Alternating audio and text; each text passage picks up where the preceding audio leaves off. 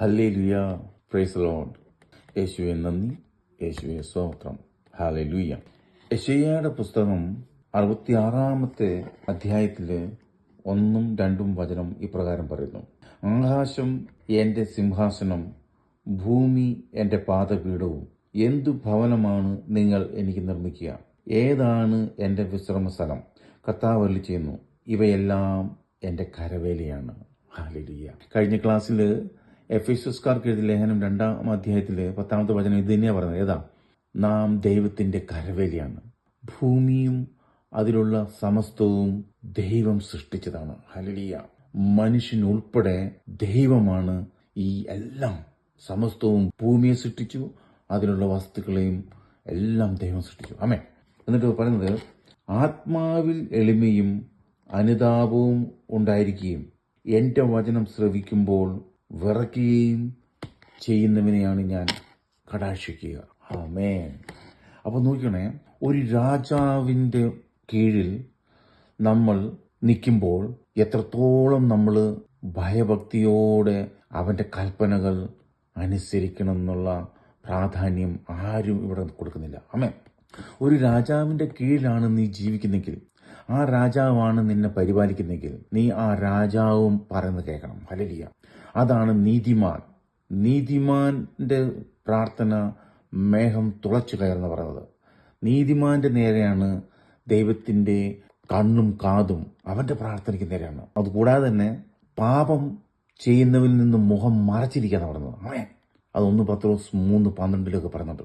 Hallelujah, praise the Lord. അപ്പൊ നമ്മളൊരു രാജാവിന്റെ കീഴിലാണ്. ഈ കൽപ്പനയാണ്, രാജാവിന്റെ കൽപ്പനയാണ്. അപ്പൊ നിനക്കൊരു രാജാവിന്റെ കീഴിലാണെന്നും, അങ്ങനെ നീ കൽപ്പന അനുസരിച്ചില്ലെങ്കിൽ നമുക്ക് തകർച്ച ഉണ്ടാവുമെന്നുള്ള ഒരു ബോധ്യമുണ്ടെങ്കിൽ നീ തെറ്റ് ചെയ്യല. ഈ ബോധ്യമാണ് മനുഷ്യന് വേണ്ടത്. കാരണം അവന്റെ ശിരസ് ക്രിസ്തുവാണ്. അവന്റെ മേൽ അധികാരം ക്രിസ്തുവിനാണ്, മനുഷ്യന്റെ മേൽ, അതായത് സ്ത്രീയും പുരുഷനും. അതുപോലെ എല്ലാത്തിൻ്റെ മേൽ, അത് വൃക്ഷങ്ങളാണെങ്കിലും മൃഗങ്ങളാണെങ്കിലും പക്ഷികളാണെങ്കിലും എല്ലാത്തിൻ്റെ മേൽ കർത്താവിന്. അവരെല്ലാം കർത്താവിനെ അനുസരിക്കുന്നുണ്ട്. പക്ഷെ ഈ മനുഷ്യൻ മാത്രമാണ് കർത്താവിനെ, ദൈവത്തെ അനുസരിക്കാത്തത്. അതുകൊണ്ട് കർത്താവിൻ്റെ കൽപ്പന അനുസരിച്ചാലുള്ളൂ നിന്നിൽ കർത്താവ് പ്രസാദിക്കുള്ളൂ, നിന്നോട് ദൈവം സംസാരിക്കുള്ളൂ. ആമേൻ. നിന്നോട് ദൈവം സംസാരിക്കുന്നു. ഒരു രാജാവ് ജീവിക്കുന്ന ദൈവമാണെങ്കിൽ എന്തുകൊണ്ട് ആ രാജാവ് നിന്നോട് സംസാരിക്കുന്നില്ല? പക്ഷേ ആ ദൈവം നിന്നോട് സംസാരിക്കുന്നുണ്ട്. ഹല്ലേലൂയ. നിന്റെ ശരീരത്തിലെ എല്ലാ പ്രവർത്തനങ്ങളും ഈ ദൈവമാണ് നിയന്ത്രിക്കുന്നത്. ഈ ഭൂമിയിലെ എല്ലാം ദൈവമാണ് നിയന്ത്രിക്കുന്നത്. Hallelujah, praise the Lord. നിങ്ങളൊന്ന് ആലോചിച്ച് നോക്കിയേ. ഭൂമി അതിൻ്റെ അച്ചുതണ്ടിൽ കറങ്ങുന്നു, 1. 2, ഭൂമി സൂര്യന് ചുറ്റും വലയം ചെയ്യുന്നു. ഹല്ലേലൂയ. എന്നിട്ടോ ഈ ഭൂമിയിലുള്ള കെട്ടിടങ്ങളും ഇതിലെല്ലാം കൊണ്ടും ഇതിങ്ങനെ ചുമന്ന് നടക്കുകയാണ് ഇങ്ങനെ. Hallelujah, praise the Lord. യേശുവെ നന്ദി, യേശു സ്തോത്രം. ഹെബ്രായർക്കാർക്ക് എഴുതിയ ലേഖനത്തിൽ 1-ാമത്തെ അധ്യായം, ഹെബ്രായർ 1-ാം അധ്യായത്തിൽ പറഞ്ഞതെന്നു നോക്കി, 3-ാമത്തെ വചനം നിങ്ങളോട് വായിച്ചു നോക്കി. അവൻ അവിടുത്തെ മഹത്വത്തിന്റെ തേജസ്സും സത്തയുടെ മുദ്രയുമാണ്. അവൻ എന്ന് പറഞ്ഞാൽ യേശു, അവിടുത്തെ എന്ന് പറഞ്ഞാൽ പിതാവായ ദൈവത്തിന്റെ മഹത്വത്തിന്റെ തേജസ്സാണ്. ഓക്കെ. പിന്നെ പറയുന്നത് എന്താണ്? തന്റെ ശക്തിയുടെ വചനത്താൽ അവൻ എല്ലാറ്റിനെയും താങ്ങി നിർത്തുന്നു. ഹല്ലേലൂയ. അപ്പോൾ ഒന്ന് ആലോചിച്ച് നോക്കിയേ, ഈ ഭൂമി അതിന്റെ ഭ്രമണത്തിൽ ഇങ്ങനെ കറങ്ങണം. ഇതിനെ താങ്ങി നിർത്തുന്ന ആരാ? ഇതിനെ താങ്ങി നിർത്തുന്നത് അവന്റെ ശക്തി. അതാണ് അവന്റെ യേശുവാണ്, വചനമാണ് താങ്ങുന്നത്. അവന്റെ ശക്തിയുടെ വചനത്താൽ താങ്ങി നിർത്തുവാണ്. ഇതാണ് ദൈവത്തിന്റെ അനന്ത ശക്തി. ആ ദൈവത്തോട് നീ മറുതലിക്കുകയാണ്. ആ ദൈവത്തിന്റെ കരത്തിന് കീഴിൽ നീ താഴ്മയോടെ നിന്നാൽ മതി. ഹല്ലേലൂയ. ആ ദൈവത്തിന്റെ കരത്തിൽ നീ താഴ്മയോടെ നിൽക്കണം. അതാണ് എളിമ. നീ ദൈവത്തിന് വേണ്ടി എന്തെങ്കിലും ചെയ്യണ്ട. കാരണം എല്ലാ കഴിവും നിനക്ക് ദൈവമാണ് തന്നത്. ദൈവമാണ് നിനക്കെല്ലാം തന്നിരിക്കുന്നത്. ആ ദൈവത്തോട് നീ മറുതലിക്കുക. ആമേൻ. ഹല്ലേലൂയ. വീണ്ടും സങ്കീർത്തനത്തിന്റെ പുസ്തകം 147-ാം അധ്യായത്തിൽ എന്താ പറയുന്നത് നോക്കിയേ, 10-ാമത്തെ വചനം. പടക്കുതിരയുടെ ബലത്തിൽ അവിടുന്ന് സന്തോഷിക്കുന്നില്ല, ഓട്ടക്കാരന്റെ ശീത്രതയിൽ അവിടുന്ന് പ്രസാദിക്കുന്നില്ല. തന്നെ ഭയപ്പെടുകയും തന്റെ കാരുണ്യത്തിൽ പ്രത്യാശ വയ്ക്കുകയും ചെയ്യുന്നവനിലാണ് കർത്താവ് പ്രസാദിക്കുന്നത്. കർത്താവിന് നിന്നെ കൊണ്ടൊന്നും ഒരാവശ്യമില്ല. കർത്താവാണ് എല്ലാം ചെയ്തിരിക്കുന്നത്. നിന്നെ വിലയ്ക്ക് വാങ്ങിച്ചു. ഹല്ലേലൂയ. നീ അവന്റെ സ്വന്തമായി കഴിഞ്ഞിരിക്കുകയാണ്. എന്നിട്ടോ നീ അവന്റെ കൽപ്പന അനുസരിച്ച് അവന് വിധേയപ്പെട്ട് നിന്നാലോ നിന്നെ കർത്താവ് ഉയർത്തും. ഹല്ലേലൂയ. യേശുവെ നന്ദി. ഉൽപ്പത്തിയില് ദൈവം ആകാശവും ഭൂമിയും സൃഷ്ടിച്ചു.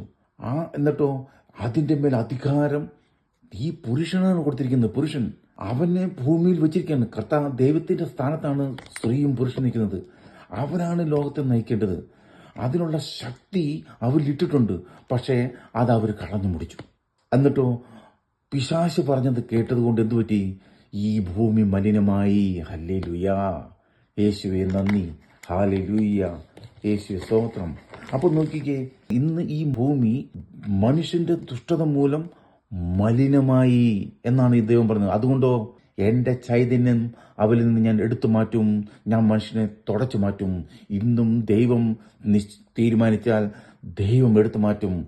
ഇവിടുത്തെ ഒരു ഭരണാധികാരിക്കും നമ്മുടെ മേൽ അധികാരമില്ല. എല്ലാ രാജാക്കന്മാരെയും കർത്താവ് തുടച്ചു മാറ്റും. ആരൊക്കെ അനീതി പ്രവർത്തിക്കുന്നു അവരൊക്കെ ദൈവം തുടച്ചു മാറ്റും. Hallelujah. Praise the Lord. Hallelujah. എന്നിട്ട് വെളിപാട് പുസ്തകം 21 അധ്യായത്തിൽ പറഞ്ഞ ഒരു പുതിയ ആകാശവും ഒരു പുതിയ ഭൂമിയും കർത്താവ് സൃഷ്ടിക്കും. അതാണ് യേശുവിന്റെ രണ്ടാം വരവിൽ സംഭവിക്കുന്നത്. വെളിപാടിന്റെ പുസ്തകം 21 അധ്യായത്തിൽ പറഞ്ഞ ഒരു പുതിയ ആകാശവും പുതിയ ഭൂമിയും ഞാൻ കണ്ടു. ആദ്യത്തെ ആകാശവും ആദ്യത്തെ ഭൂമിയും കടന്നുപോയി, കടലും അപ്രത്യക്ഷമായി. ഇതാണ് രണ്ടാം വരവ് നടക്കാൻ പോകുന്നത്. അതുകൊണ്ട് നമ്മൾ മനസ്സിലാക്കണം, ഒരു രാജാവിന്റെ കീഴിലാണ് ഞാൻ നിൽക്കുന്നത്. ആ രാജകീയ കൽപ്പന നീ അനുസരിക്കാതെ നീ ആ രാജാവുമായിട്ട് നിനക്ക് ബന്ധം വേണം. ആ രാജാവിന്റെ ഭരണത്തിന് കീഴിലാണെങ്കിൽ ആ രാജാവുമായിട്ട് നിനക്ക് ബന്ധം വേണം. ഭൂമിയിൽ നിനക്ക് സ്വർഗവുമായിട്ട് ബന്ധം വേണം. അതാണ് യേശു ഭൂമിയിലായിരുന്നപ്പോഴത്തേക്കും പിതാവുമായിട്ടായിരുന്നു നിരന്തരം സമ്പർക്കം. അതുപോലെ നിനക്ക് സ്വർഗവുമായിട്ട് സമ്പർക്കം വേണം. എന്നിട്ട് ആ ദൈവം പറയുന്നത് പോലെ നീ കാര്യങ്ങൾ ചെയ്യണം. അല്ലാതെ നമ്മുടെ ബുദ്ധിയിൽ തോന്നുന്നു ചെയ്താൽ അവസാനം എങ്ങും എത്തിയല്ല, എല്ലാം നാശത്തിൽ നടക്കും. അപ്പോൾ രാജകീയ ഭരണത്തിന്റെ കീഴിലാണ് നീ. ഈ ലോകമല്ല. ഫിലിപ്പിയക്കാർക്ക് എഴുതിയ ലേഖനത്തിൽ എന്താ പറഞ്ഞറിയോ? നിങ്ങളുടെ പൗരത്വം സ്വർഗത്തിലാണ്. അപ്പൊ ഈ ഭൂമിയിലല്ല നമ്മൾ, ഈ ഭൂമിയിലേക്ക് വേണ്ടിയല്ല നമ്മൾ ജീവിക്കേണ്ടത്. ഈശോ പറഞ്ഞറിയോ, ഇതെന്റെ ലോകമല്ല. അതിൻ്റെ അടുത്ത് തന്നെ ഈശോ രണ്ടാമത് വന്ന് ഇതിനെ പുതിയ ആകാശവും പുതിയ സ്വർഗവും പുതിയ ജെറുസലേമും ഒക്കെ കർത്താവ് സൃഷ്ടിക്കും. അതുവരെ നീ ദൈവത്തിന്റെ കൽപ്പന അനുസരിച്ച് ദൈവത്തിന്റെ കീഴിൽ നിന്നാൽ അനുഗ്രഹവും ഐശ്വര്യവും പ്രാപിക്കും. ഹല്ലേലൂയ. യേശുവേ നന്ദി. അടുത്ത എപ്പിസോഡിൽ വീണ്ടും നമ്മൾ ഇതിനെക്കുറിച്ച് ചിന്തിക്കുന്നവരെ ദൈവം നിങ്ങളെ അനുഗ്രഹിക്കട്ടെ. യേശുവേ നന്ദി. Thank you. Praise the Lord.